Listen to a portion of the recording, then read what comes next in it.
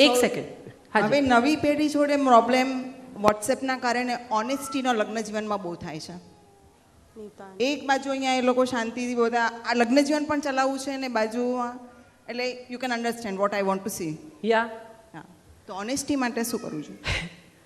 આ સવાલ એટલા માટે મને બહુ ફની લાગે છે કે વોટ્સએપમાંથી કોઈ ક્યારેય કૂદી પડ્યું એવું બન્યું છે?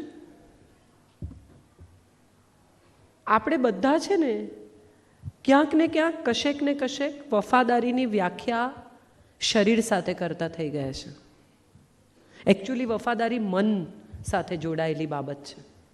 બે જણા એકબીજાને સ્નેહ એટલો બધો કરતા હોય ને તો જિંદગીમાં ક્યારેય બીજા માણસનો વિચાર જ નહીં આવે.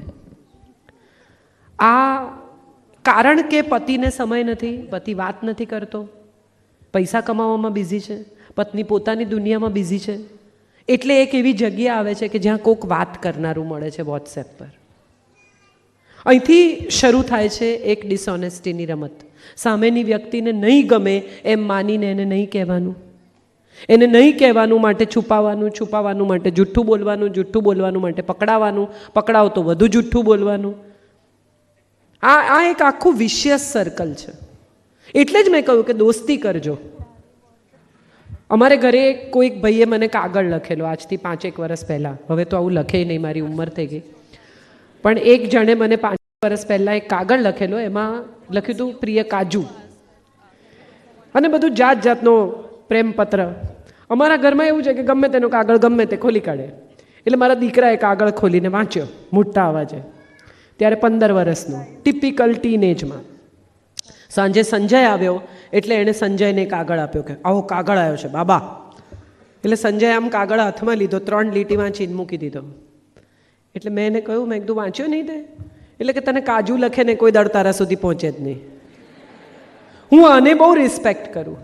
He knows me in and out કે આવા વેવલા પત્રો મેં પૂરા નહીં વાંચ્યા હોય. એ હું દોસ્તી કહું છું, એ વિશ્વાસ કહું છું. ત્યાંનો જવાબ આપ્યો કે નહીં? શું જવાબ આપ્યો? એણે કેમ આવું લખ્યું?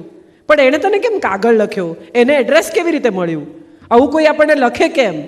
આપણે એને રોકીએ કેમ નહીં? આ બધું નકામું છે. આનો કોઈ મતલબ જ નથી. સામેની વ્યક્તિ પર આપણો કોઈ કંટ્રોલ નથી સાહેબ, પણ આપણા ઉપર આપણો સંપૂર્ણ કંટ્રોલ છે. અને જો વિશ્વાસ નહીં હોય ને તો ગમે તેટલું હશે એનો કોઈ મતલબ જ નથી.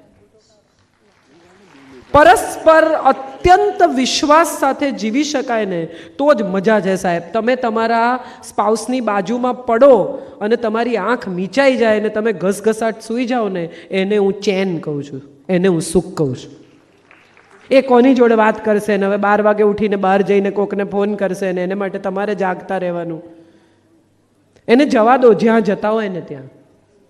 હું ઘણી પત્નીઓ આવી ફરિયાદ કરે ને, પતિના ફોનનો કોડ ખોલવાની ટ્રાય કરે, એનિવર્સરી ટાઈપ કરે, છોકરાની બર્થડે ટાઈપ કરે, 00 ટાઈપ કરે, ત્યારે હું હંમેશા એમને કહું કે આ જે તમે કોડ ખોલશો એમાંથી સુખ નીકળવાનું છે, દુઃખ જ નીકળવાનું છે.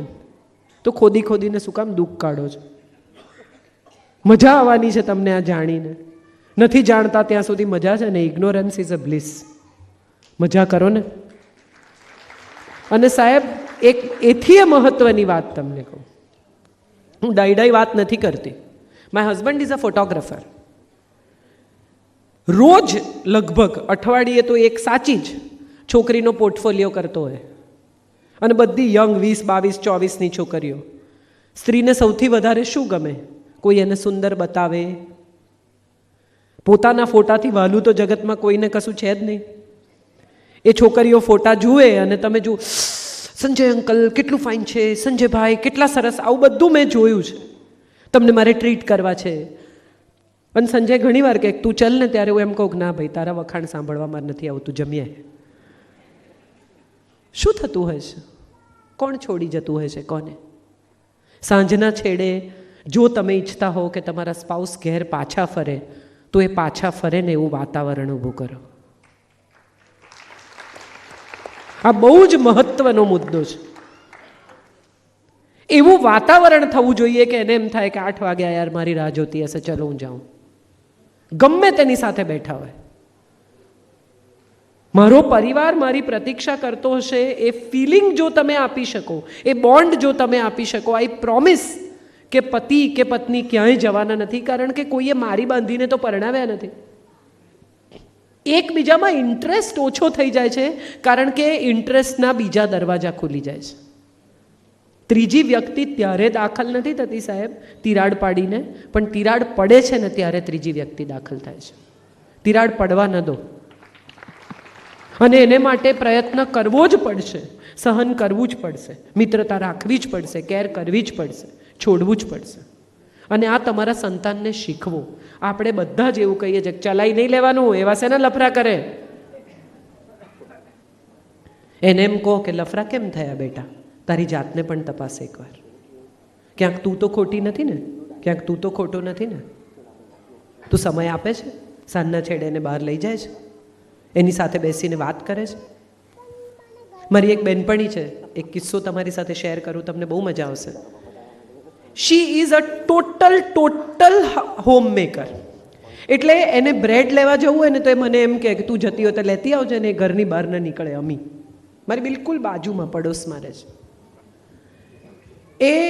એને બેંક ડિટેલ ખબર નહીં, એને એના પતિનો બિઝનેસ નહીં, એના હસબન્ડ ચાઇના વારંવાર જાય આવે.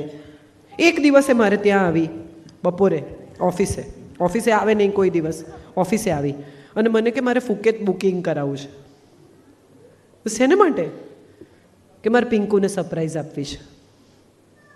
અચ્છા, કે અમારી મેરેજની 25મી એનિવર્સરી છે, પિંકુએ મને કીધું છે કે હું તને 4 દિવસ આપીશ, મારે એને કહેવું જ નથી કે હું એને ક્યાં લઈ જાઉં છું. અચ્છા. અમે 2 જણાએ બેસીને નેટ પર બુકિંગ કર્યું, બધું કર્યું. મેં કીધું પૈસા છે તારી પાસે? કે હા મેં બચાવ્યા છે. સાહેબ 5 વર્ષથી આ 25મી એનિવર્સરી માટે પૈસા બચાવતી હતી. શી પેડ ફોર ઇટ. બધું ફાઇનલ થયું એટલે મને કે મારે શોપિંગ કરવા જવું છે. મેં કીધું શું લેવું તારે? એણે ફ્રોક્સ લીધા. She is nice slim girl. એણે ફ્રોક્સ લીધા, સેન્ડલ્સ લીધા, વાળ કપાવ્યા, બાંધી રાખે, કે નહીં પિંકુને, ફિલર્સ કરાવ્યા. એન્ડ ધેન એ લોકો છેક સિંગાપોર માટે ઇન્ટરનેશનલ ફ્લાઇટ દિલ્હીથી લેવાની, ત્યારે પતિને ખબર પડી કે ક્યાં લઈ જાય છે. પાસપોર્ટ આપી દેવું એણે, on arrival visa. She took him there, they went there, she dressed, she wore a frock, sandals, looking completely different. And then she said કે આજે આપણે વાઇન પીએ.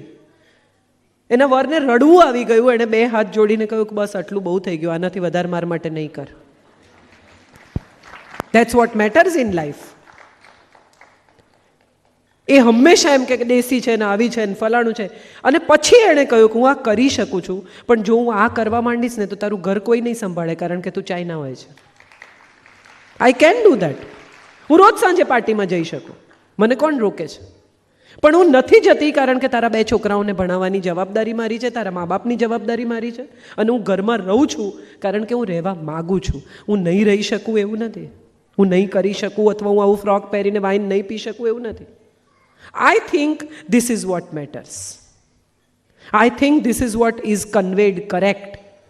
25 વર્ષ સુધી જે પતિ દેશી દેશી કહેતો રહ્યો, એની પાસે દેશી કહેવાની જગ્યા ના રહી સાહેબ. આ હું માનું છું જિંદગીના વળાંકો હોય છે, જે આપણે જાતે ડિઝાઇન કરવાના હોય છે. આપણા વળાંકો કોઈ નથી કેળવતું, આપણે જ કેળવવાના છે. બહુ જ ઇન્ટરેસ્ટિંગ હોય છે સંબંધો. અને મને એવું સમજાયું છે કે સંબંધોને ઇન્ટરેસ્ટિંગ બનાવતા આપણને પણ આવડવું જોઈએ. ફક્ત ફરિયાદ કરવી, ફક્ત શું નથી એના વિશે વાત કરવી. પતિ ટાઈમ આપે, બાજુમાં બેસે ત્યારે કોન્સ્ટન્ટ મા વિશે, બેન વિશે, સમય નથી આપતો એના વિશે ફરિયાદ કરીને જે પોણો કલાક, 2 કલાક તમને આપ્યા એ બરબાદ કરવા, કે એ 2 કલાક દરમિયાન એને એવો સમય આપવો કે તમને ફરી 2 કલાક આપે એવી ઈચ્છા થાય, એ તમારે નક્કી કરવાનું છે. મેં કહ્યું ને, ઇન્વેસ્ટ અને વેસ્ટ આવા 2 જ શબ્દો છે. If you invest then there is a return, if you waste then it is a garbage. It goes for every relationship, it goes for everything that we do in life. Choose.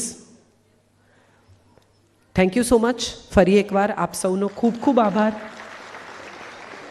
આપ સૌને એકવાર પ્રણામ કરીને મારી વાત પૂરી કરીશ. તમારો આટલો કિંમતી અને આટલો સરસ સમય મને મળ્યો એ માટે તમારા સૌની આભારી છું. Thank you.